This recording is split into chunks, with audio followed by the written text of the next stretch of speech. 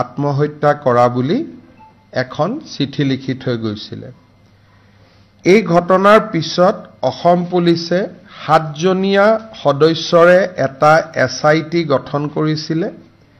এই ঘটনাৰ লগত জড়িত সমস্ত এৰিয়া ভিডিঅ'গ্ৰাফ আৰু FSL কৰা হৈছিল।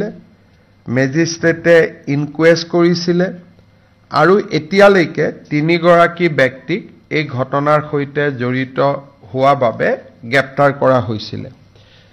আজি ৰাজ্য চৰকাৰৰ কেবিনেটে বিষয়টোৰ গুৰুত্ব আৰু